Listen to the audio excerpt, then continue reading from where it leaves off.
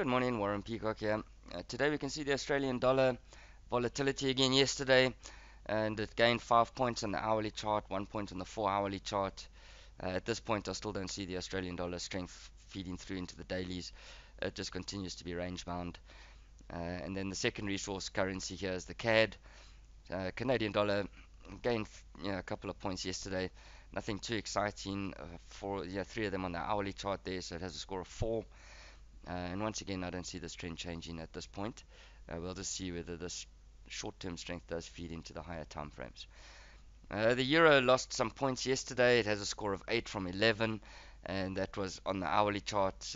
Yesterday, euro was driven by news, as was the US dollar, and that's with Greece, deal on, deal off, all sorts of fluctuations going on there.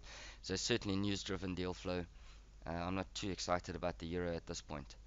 The pound, as expected, came off yesterday. It lost 3 points in the hourly. We'll see. I think there'll be buying opportunities on the pound again.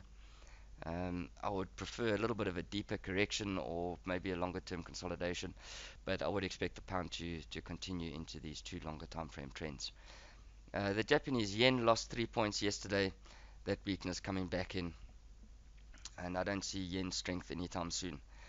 The US dollar gained 2 points yesterday, and again, dollar was driven by news yesterday that there might be two interest rate increases before the end of the year, but this is going on continuously. So news driven. I'm not too keen at the moment to get in there short term because every time somebody opens their mouth, the currency moves. I'd rather just wait for the trends. The scores leave the pound as the strongest overall and on the two longer time frames. So pound certainly continuing its strength.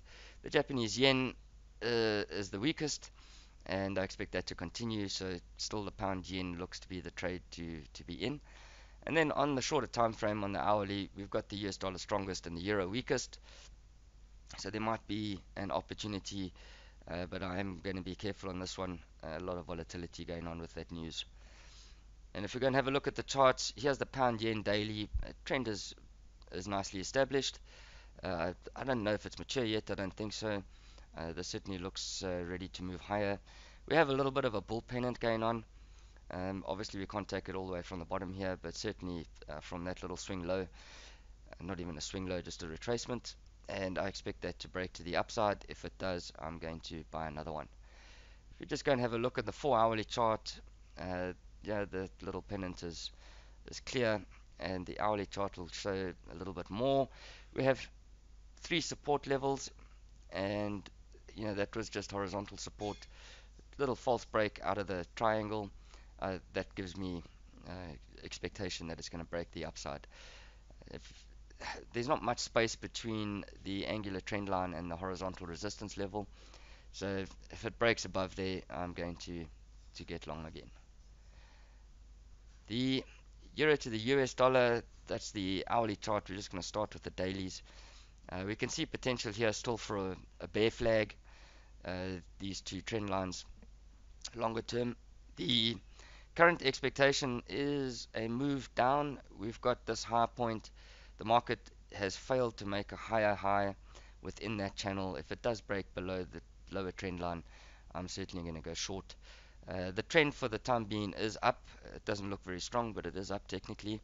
So either a trend change or a break below that lower channel line, and I'm looking to short the euro dollar again.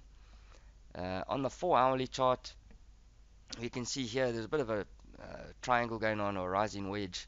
It isn't a brilliant one, but it certainly worked so far. It broke through there yesterday and went straight down to this little short-term support level, but it has been a swing level in the past, so certainly important.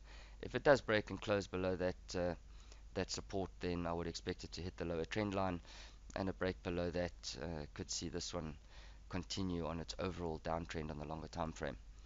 And then on the hourly chart, which is where the euro dollar is the weakest currency pair, same thing applies. Break below that support, and then I'm going to get short on the short term. Thank you very much. Hopefully tomorrow we have a bit more to look at.